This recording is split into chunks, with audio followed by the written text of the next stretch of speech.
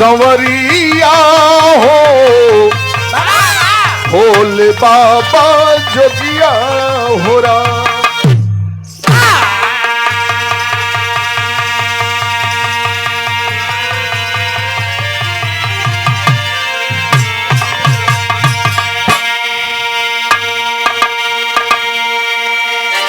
एक सच्ची घटना आप लोगों के बीच में मैं प्रस्तुत करने जा रहा हूं। 4 लाइन भूमि की लाइन है मास्टर साहब।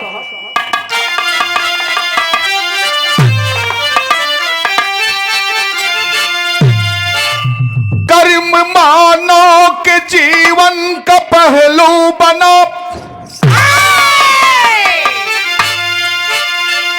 कर्म इंसान है कर्म हैवान है, कर्म से कंस रावण असुर बन गए, कर्म से राम घनश्याम भगवान है, कर्म ही दास है कर्म ही नाश है, कर्म ही नाश है और परिहास है, कर्म ही मान सम्मान अपमान है, कर्म परशु विजय का भी सम्मान है।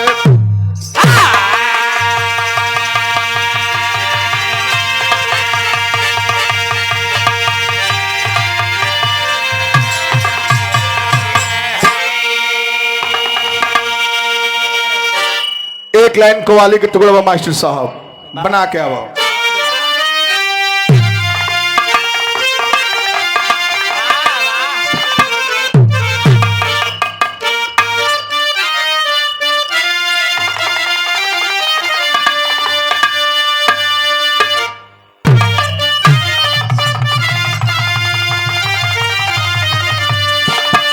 अरे राहे वफा, अरे राहे वफा में मुझको भी, अरे राहे वफा में मुझको भी, अरे तू आज मांग के दे,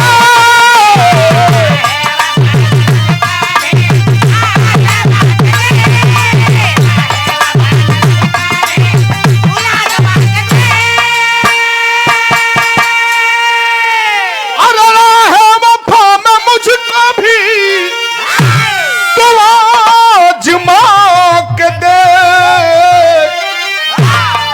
आशिक हूँ मेरी जान जा, ऐ जाने जा सब फरार है। आशिक हूँ मेरी जान जा, आशिक हूँ मेरी जान जा, अरे आशिक हूँ मेरी जान जा, अरे अपना बना के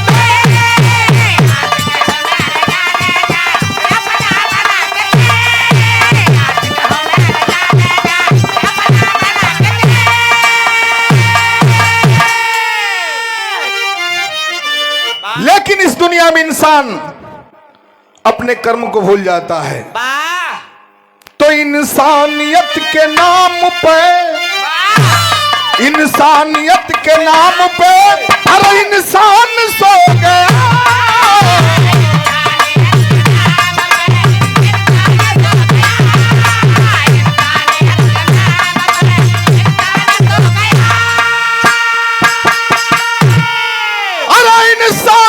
के नाम पर इंसान सो गया, अरे लख के आज जुर्म को, अरे लख के आज जुर्म को, अरे भगवान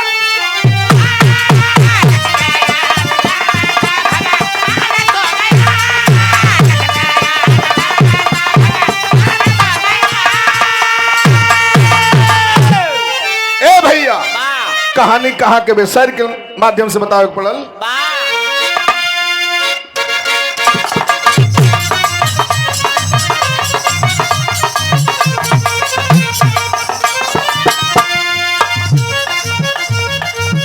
ख्वाहिशें ख्वाब में अरमान जब बदलती है, वक्त पर व्यक्ति के अरमान को कुचलती है।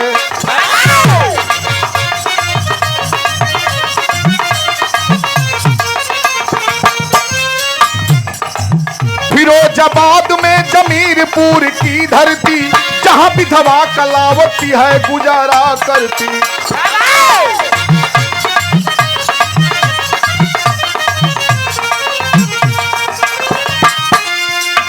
कर संघर्ष गरीबी का वो गरीबी में, पल रहे बच्चे प्रीति राम बदनसीबी में।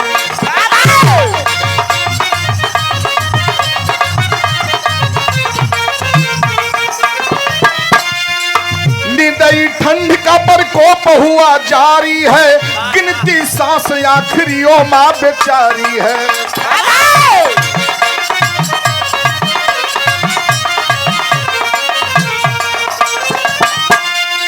सलोने भाई बहन, सलोने भाई बहन, सलोने भाई बहन गौर मन जमाए हैं, सलोने भाई बहन गौर मन जमाए हैं, दवाई लेने को सुमेरपुर में आए हैं।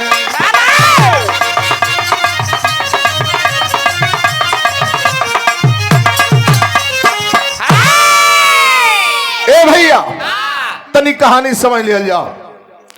फिरोजाबाद के अंदर एक जमीरपुर गांव है। जमीरपुर गांव की रहने वाली कलावती देवी, जिसके पास मात्र 2 ही संतान थे बाबूजी।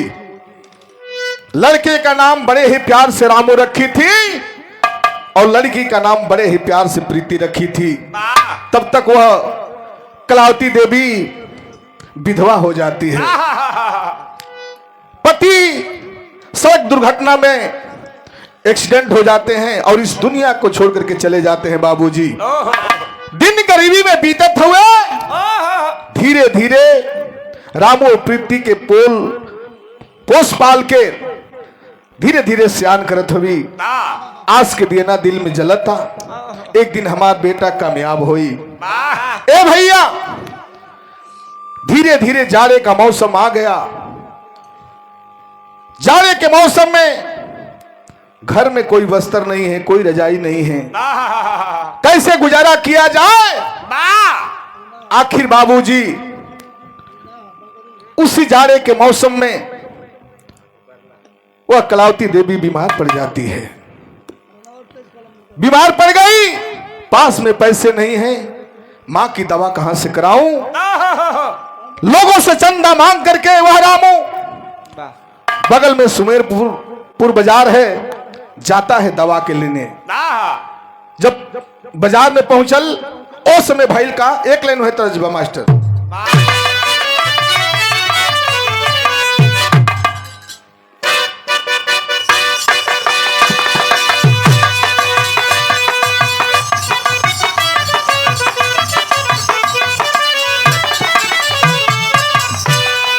अरे अचरा में दाग लागी,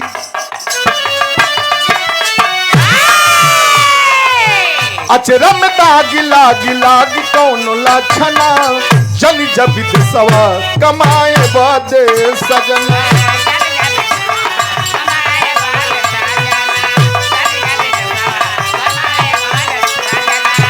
अचरा में दाग लागी लागी कौन लक्षणा,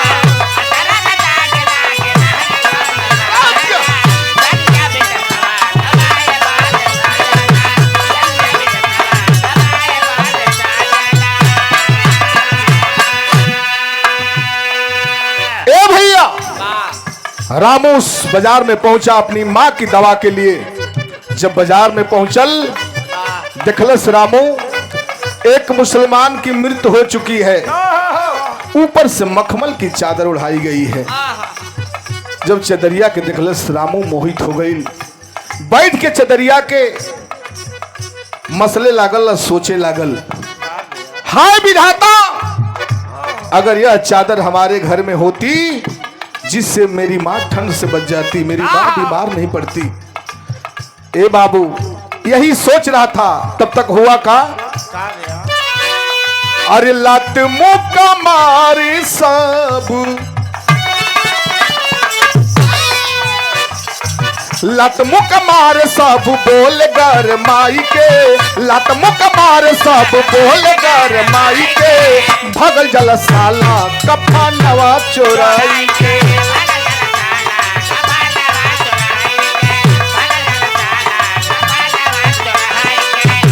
मुक्का मारे सब बोल गर माई के, भगल जल साला।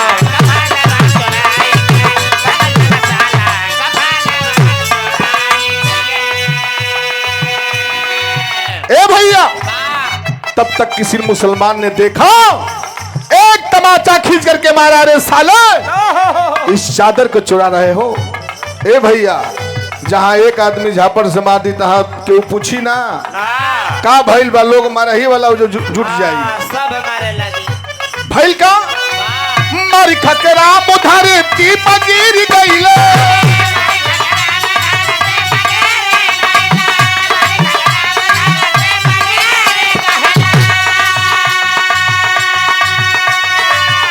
याद आवे माई के नयन छल छलैले, रोवे रहमान के चरण में ला पिटाई के, रोवे रहमान के चरण में ला पिटाई के, भगल जल साला कफनवा चोराई के।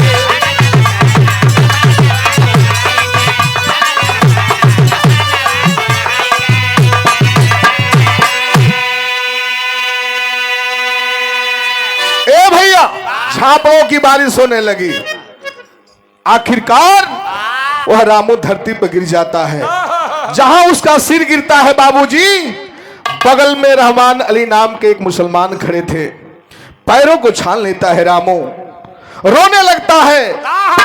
रहमान अली खड़ा करते हैं, पूछते हैं बेटे क्या बात है, आखिर क्यों इस चादर को चुरा रहे हो। रोते हुए वह रामू एक बात कहलस विदेशिया के लाइन में,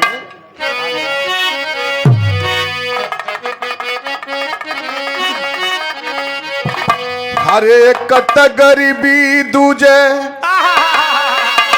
अरे सरदी सतावे बाबू, जाड़ से कपती बाड़ी, माई की सारी रिया, फट ही लुगरिया ना, अरे तन पर चदरिया बा, माई के ओढ़ावे बादे, कैली हम चोरिया। ए साहब, हम चादर ना चुरावत रहनी, जब ये चादर के देखनी ते के पकड़ के ये सोचत रहने की हाय विधाता, अगर यह चादर हमारे घर में होती तो हमारी मां ठंड से बच जाती। मैं केवल यही सोच रहा था चाचा। जब इतनी बात सुनते हैं रहमान अली, तो रहम किए रहमान अली, रहम किए रहमान अली, करते दुखियों का आदर, पिघल गया दिल झट दे डाले अपनी तन की चादर। अरे बेटे, जब ऐसी बात है, ये मेरी चादर लो और ले जाकर के अपनी माँ को ओढ़ा देना। और दवा की बात कर रहे हो, तुम्हारी माँ बीमार है, चलो मैं दवा दिलवाता हूँ। जाते हैं मेडिकल पर, माँ को दवा दिलवाते हैं बाबूजी। खुशी में झूमत रामू घरे पहुंचल, यह सोचता आज माई के दवाइयों दे दे और ओढ़े खाती चादरों दे दे। उस समय भाई का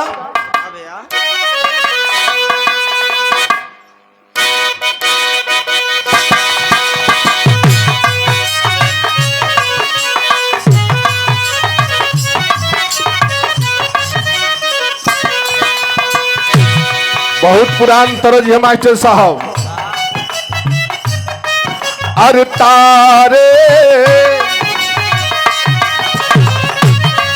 अरे तारे तारे कितने नील गगन के तारे,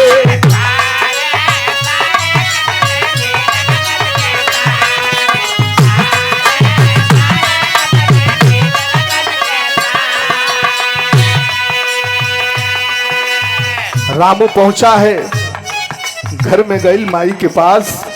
माई सुतल बिया। माई से एक ठे बात कहे रामू,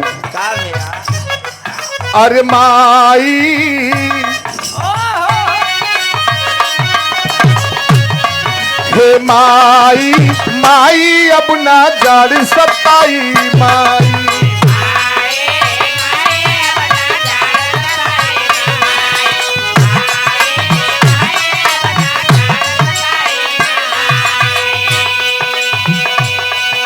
सर्दी जुखाम जड़ से भागी, सर्दी जुखाम जड़ से भागी, लाओ देख दवाई।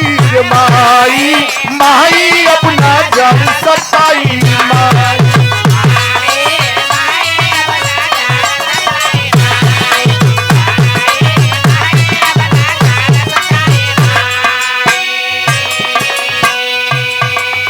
अपनी माँ के पास जाता है रामू, झकझोरता है, अरे माँ उठो माँ, मैं तुम्हारे लिए दवा लेकर के और चादर लेकर आया हूं।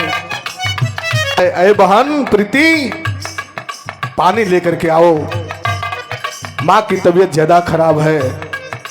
रामू चादर जाए बढ़ावे, प्रीति लाई दवाई।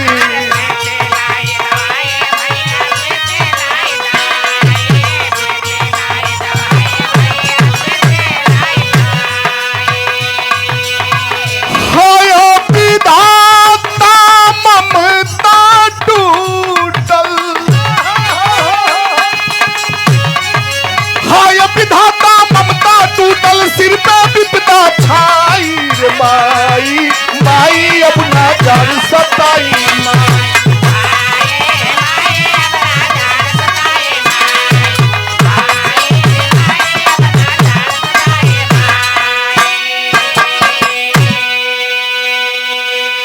लाख कोशिश करता है रामू, लेकिन उसकी मां नहीं जगती है बाबूजी।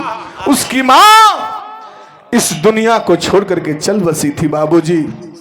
रामू और प्रीति छाती पीट पीट कर रो रहे हैं। उस समय भाईल का विदेशिया लाइन में मास्टर साहब,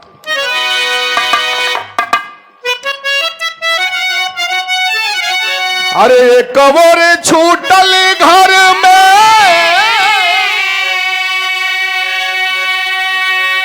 माई का परानावा हो, रोवेलन बहन भैया आंसू भरना जारी।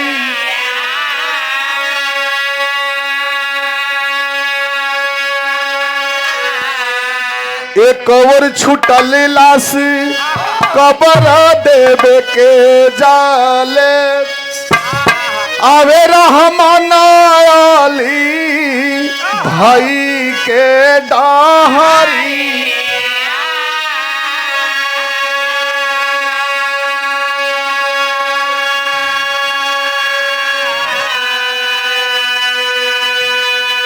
ए भैया, रामू प्रीति छाती पीट पीट के रोवत हवन। लेकिन वही समय जन मुसलमान के मृत्यु भई रहे, वो कब्र देवे खाती वही रास्ता से लेके लोग जात रहे। पीछे पीछे रहमान अली जौन चादर माई के दवा दिलवले हलन, उहो आवत रहलन।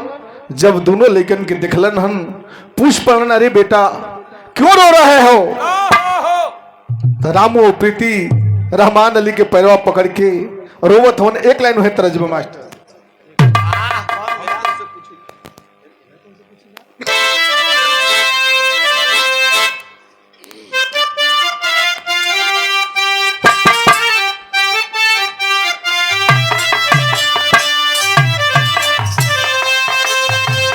हम तो हसे पूछिला माली नाए माली,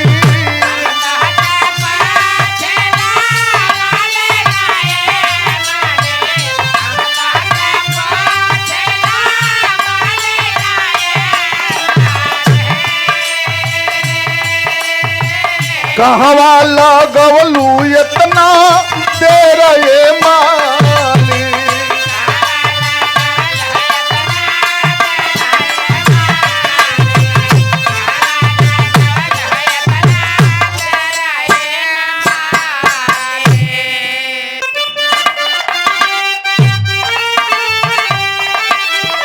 राम और प्रीति रो और धाई के पारिया हो लेला चादारिया नवाए चाचा जी। आखिर क्या बात है बेटा? तो रामू बतावे लगल के वो हवल जाई अरे छूटल शरीरिया हो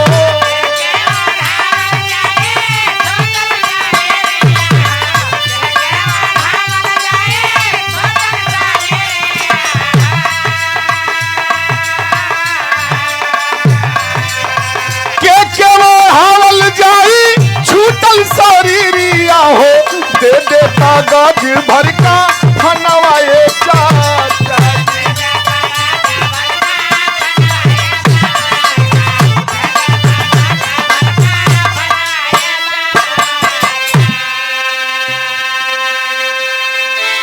पूरी बात जब समझते हैं रहमान अली कहते हैं अरे बेटे चिंता मत करो। ले जाते हैं उसकी मां का दाह संस्कार कराते हैं बाबूजी। दाह संस्कार कराने के बाद रामू से और प्रीति से पूछते हैं रहमान अली अरे बेटे और कोई परिवार में तुम्हारे? रामू कलश की ना चाचा पिताजी पहले ही गुजर गए। एगो माई रहल एहू से साया हमने के टूट गई। बस एगो हम बानी एगो हमार बहन प्रीति बिया। रहमान अली कहलन ए रामू सुनो मैं जात का मुसलमान जरूर हूं लेकिन एक काम करो तुम हमारे घर चलो अपनी बहन को भी ले लो। जैसे मैं अपने बेटे और बेटी को सम्मान देता हूं प्यार देता हूं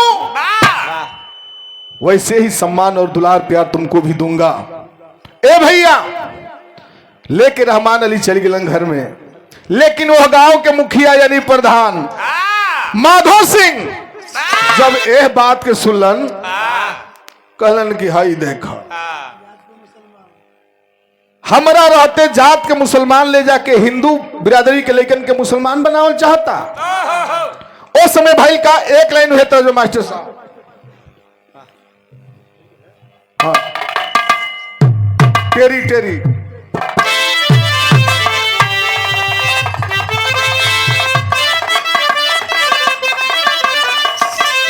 अरे मोरे राम कफन की कैसी होगी कल्पना सवारी कफन की कैसी होगी कल्पना तो जिंदा बनी लाश ना हुई हिफाजत तन की अरे हो तन की अरे हो।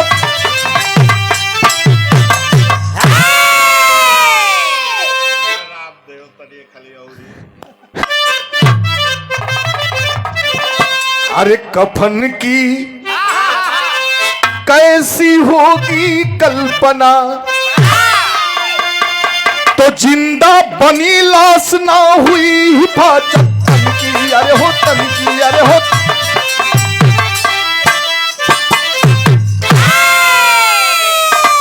ए भैया जब वो गांव के मुखिया माधो सिंह सुनलन रहमान अली के अपना द्वारे बोलौलन। एक लाइन उहे तरज में मास्टर साहब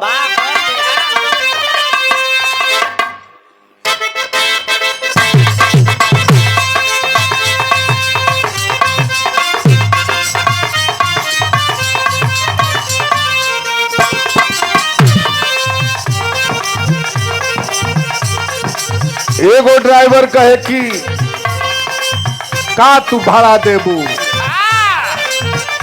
बक्सर से आगे पटना बा हम तोहरा के ओकरो आगे ले पहुंचा दे।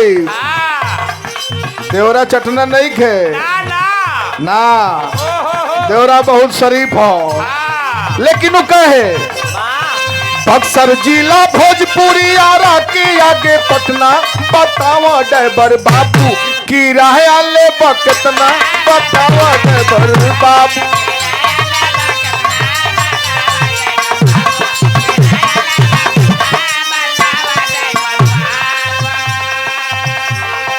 गांव के नाहर माधो मिखला घर पर लिए बुलाई, जीवन में हमरे गौआ के आप ना बिकाई, जीवन में हमरे गौआ।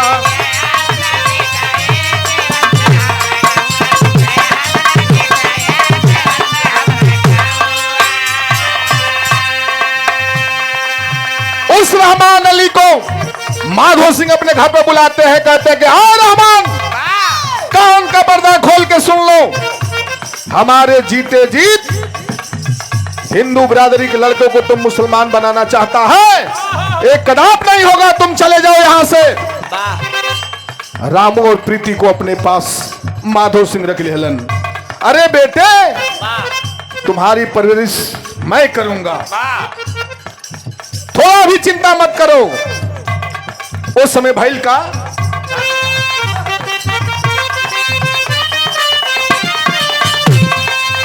गैया चरावेला करेला सनी पानी,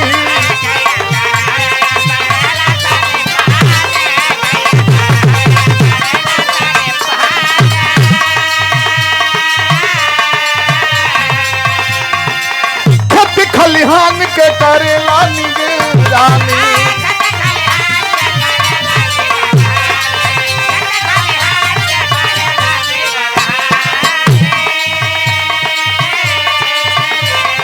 चार वर्ष बीता प्रीति जौवन में ली अंगड़ाई, जीवन में हमरे गौआ के आप ना बिकाई, जीवन में हमरे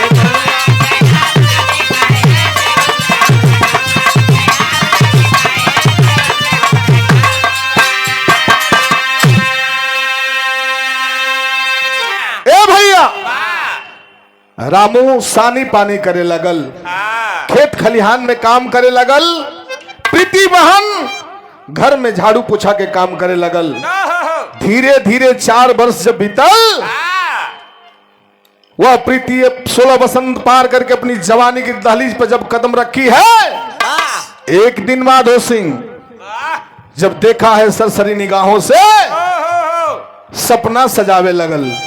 का सजावे लगल? एक लाइन है तरजबा।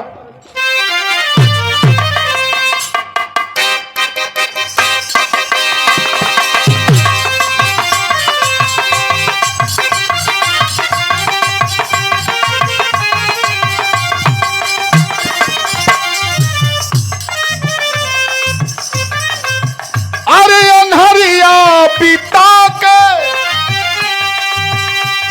अजोरा में यही है,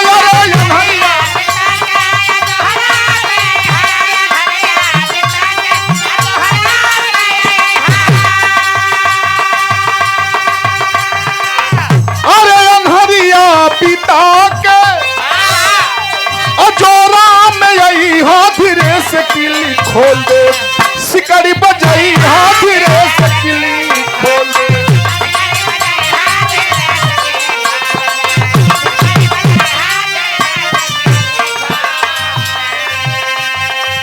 लेकिन जब प्रीति अपनी जवानी के दहलीज पर कदम रखी है, उस समय होता है क्या? भैली सयान प्रीति रूपचान भैले, अरे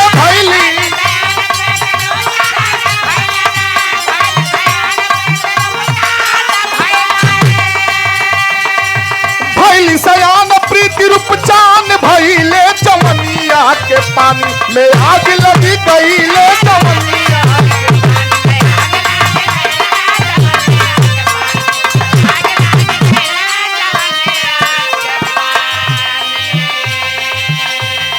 वह माधो सिंह समय खोजने लगा। वाह, उस वादा को मुकर गया, वादा भुला गई कि हम हो अपना बेटा अपना बेटी के सम्मान दुलार प्यार दे। गईली टूबेल पर कटन माता चारा,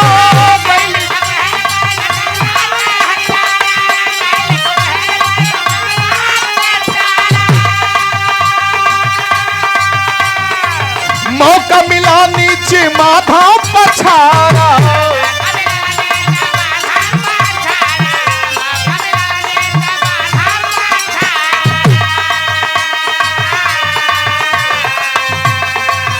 असमत को लूट लिया हमान भैले,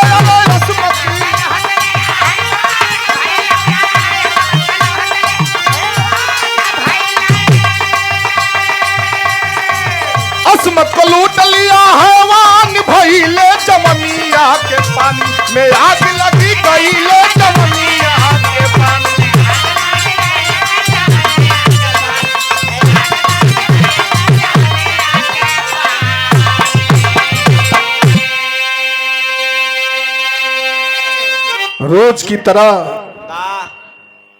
चारा काटने के लिए बगल में ट्यूबवेल था।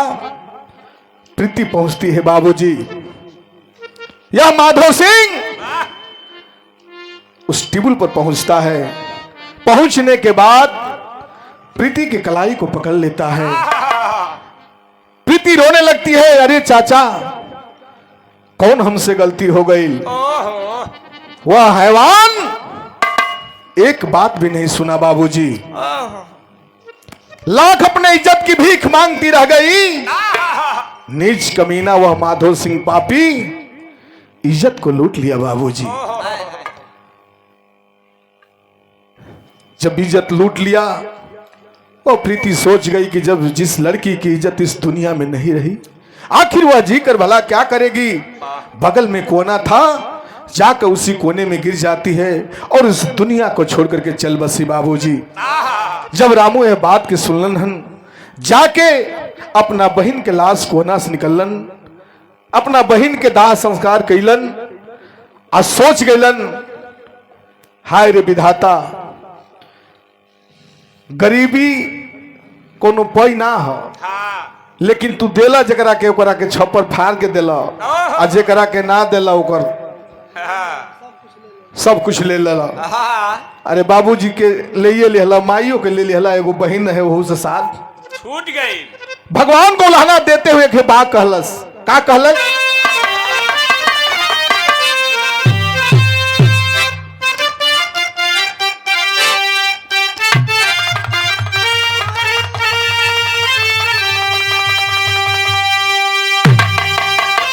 उहे तरजबा कि पतई बिटोरी के अरे होलिका जा रहा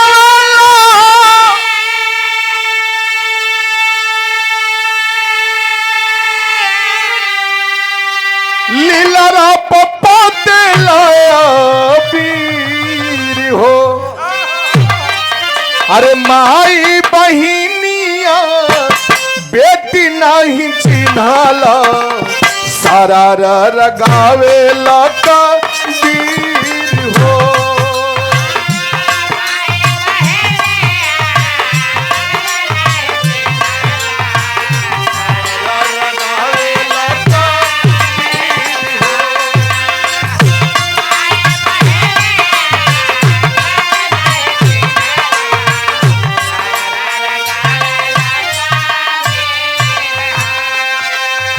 रामू हथवा जोड़ के भगवान से कहे, हे मालिक, हाय हो विधाता ने हो बाबूजी के छीनाला, माई के छीनाला दुलार हो।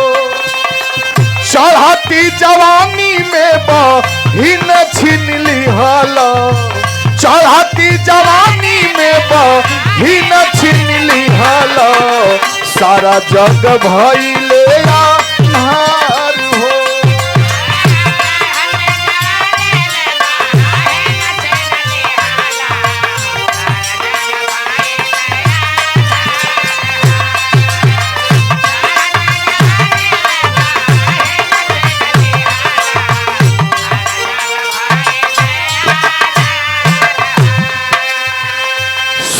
रामू कि जब इस दुनिया में मेरा कोई नहीं बचा तो मैं यहां रहकर क्या करूंगा।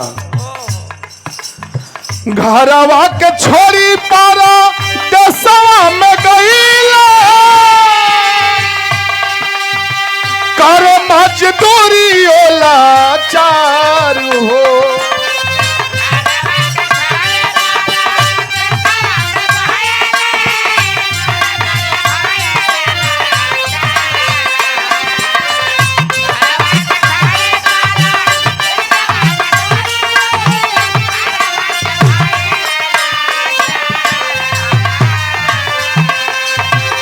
हवर मुदैया माधो निर्दैया, ए हवर मुदैया माधो निर्दैया, खालिद के भइले शिकार हो।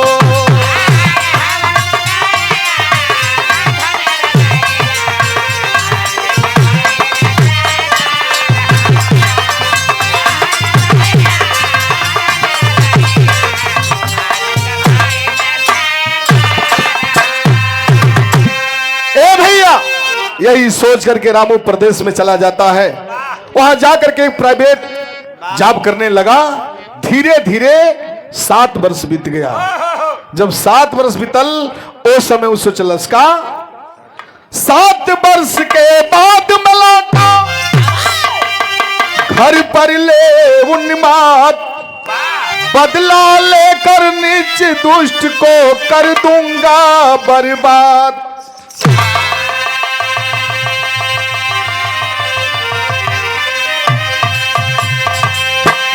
सोच के चलल रामो कि अपनी बहन का इज्जत का लुटेरा माधो सिंह उससे बदला लेकर के रहूंगा। जब गांव में आइल पता चलल कि माधो सिंह के फालिज मार दिले बा, लंकवा के शिकार हो गइल बा। एक ही दर पर क्रियाक्रम सब करता। सोच गइल रामो कि जकरा के भगवान ही मार दिलन ओके हम का मारे जाएंगे।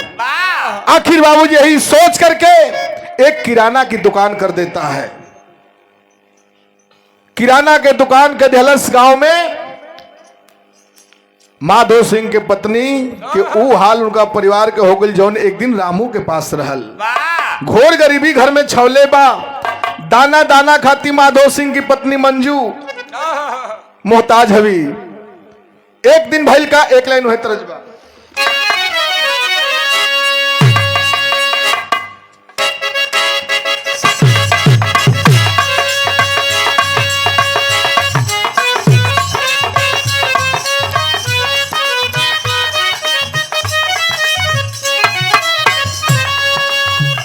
झुमका चूमेला है झुमका चूमेला, झुमका चूमेला तोरे गोरी गलवा, झुमका चूमेला तोरे गोरी गलवा, न दुनिया कमाल कर ले। झुमका चूमेला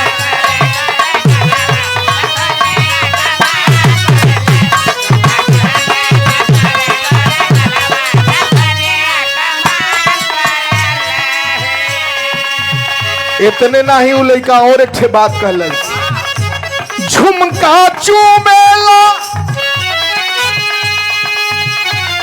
तोरे गोर गलवा, न दुनिया कमाल करेले। छलके दहिया से है छलके दहिया से, छलके दहिया से ललकी ओढ़निया जवानिया लाल करेले।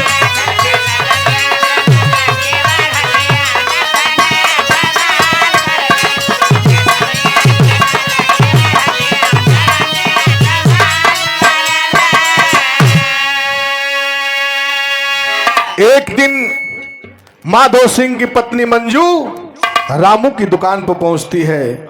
रामू से कहलस का कहलस, रामू मंजू से है रामू मंजू से, रामू मंजू से बोले ला बचनिया समनिया उधाली।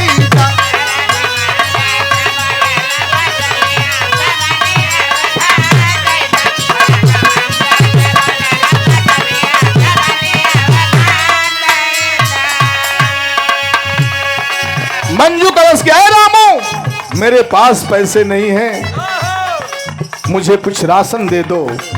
रामू कलश चिंता मत करो, तोहरा जितना सामान लेके जाए के बाद तू लेके जा, कौनो प्रकार की चिंता मत करो। रामू भी अपनी दिमाग में दूसरे बात सोचता। कहे का कहे, कल सनयहा सरोज के पथैहा,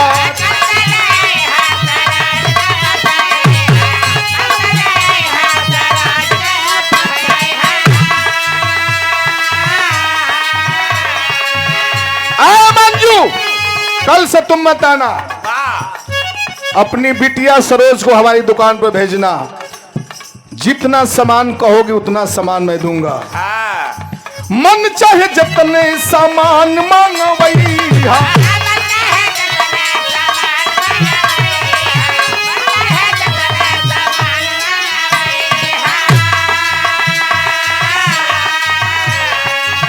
रोज रोटी न है रोज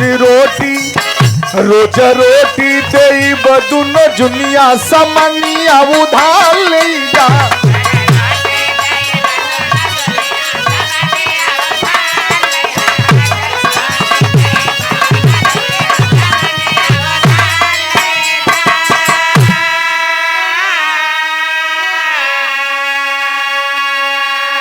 जब रामू इतनी बात कहलस, मंजू समझ गई कि आखिर ये क्या चाह रहा है।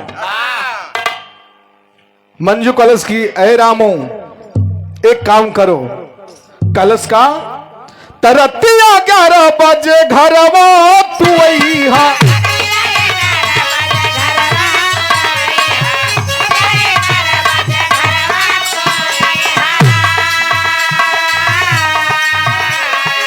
रुपया 1000 दे सरोज के तू पैहा।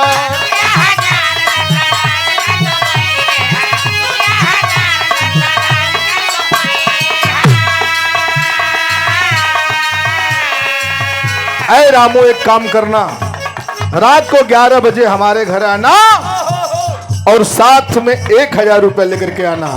जो तुम चाह रहे हो मैं बात को समझ गई। वक्त करवावे ऐसन न दनिया समनिया उधार ले जा।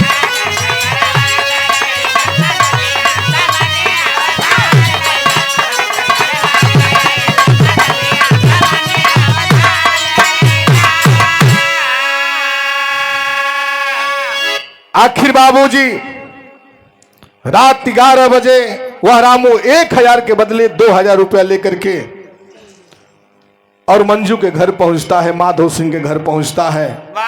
जब घर पहुंचल उस समय भैल का अल्लाह के लाइन ने बताया पड़ा।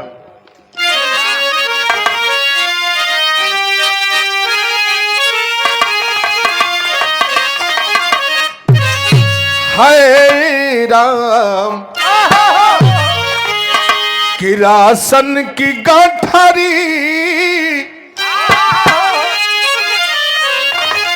उठा के मंजू चलली भैया। कैली भावना के और प्रस्था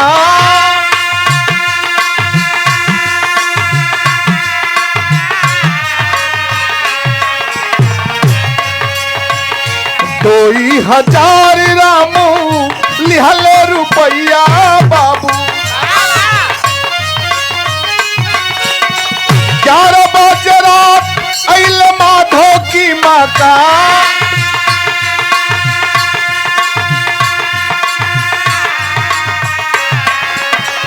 बहिनी के बाता लाचू कहवे के समैया भैया। आज हम सरोज के तरफ रस पा।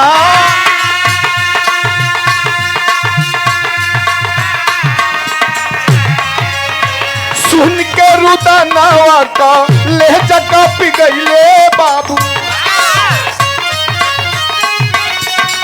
मानवा में अपने हो करेला विचार।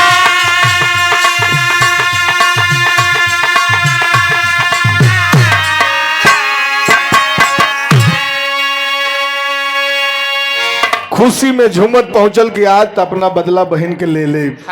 आखिर बाबूजी जाता है,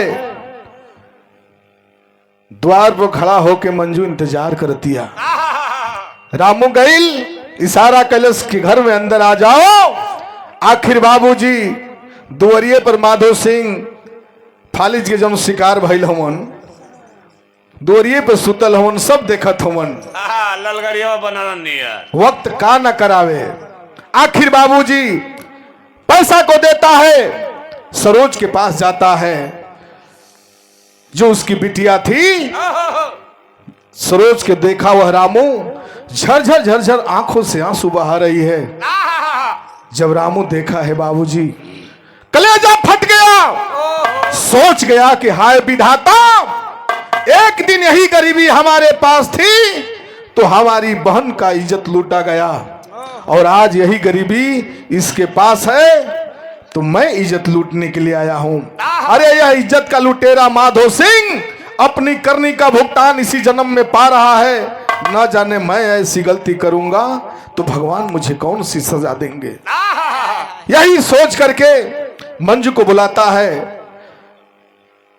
मंजू से कहलस रामू, ऐ मंजू, तुम्हें जितना सामान लाना है लाओ, ये 5,000 रुपया और पकड़ो, यह परिवार हमारा है, हम चलते हैं। जब घर से बाहर निकल माधो सिंह पैरवा के छान लेलस। छानला के बाद हथवा जोड़ के एक ठे बात कहलस का,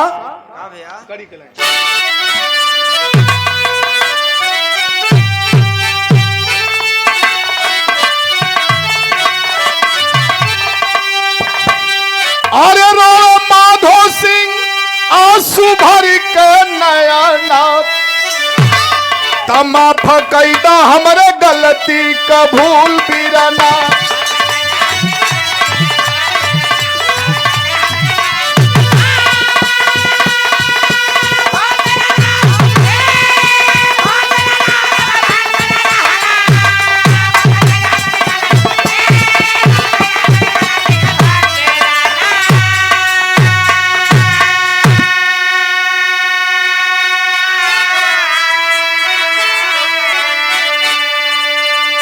सूरज सुंदरी में फंस के कैली भारी पापो, अब भोगी लाया पाहिज बन के करी पश्चाताप।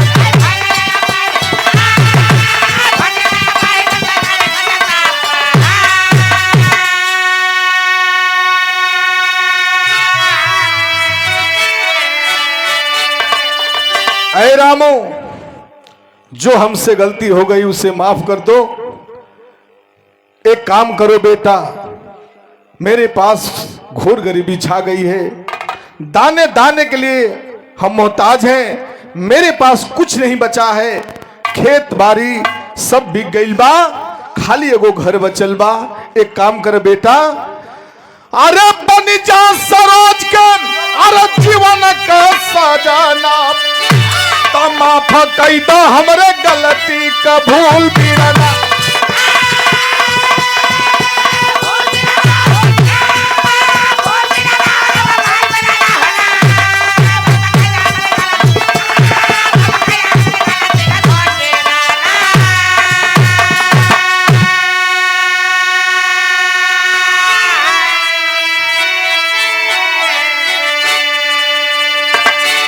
आखिर बाबूजी माधो सिंह कहलस, ए रामू, जब आ गई बड़ा तो इज्जत तोहरे हाथ में बा। का हम जौन गलती कहनी ओके माफ कर दा, हमरा बिटिया के अपना ला, एक से शादी कल। काहे से कि हमरा पास न पैसा बा, न दौलत बा, न धन बा। दहेज में दुगो बानर बाणन सही नहीं के राखिला सवलिया में। आखिर बाबूजी, इंसानियत इस चीज को कही जाती है, बिना पैसे का उस माधो सिंह का मान सम्मान वह रामू रखा, सरोज को अपनी दुल्हन बनाया, तो इंसानियत इस चीज को कही जाती है। जय जखार स्वामी गुरु जद्दू की लहरे फुलवारी, अरे विजय शंकर राजमंगल, अरे अमर की तैयारी।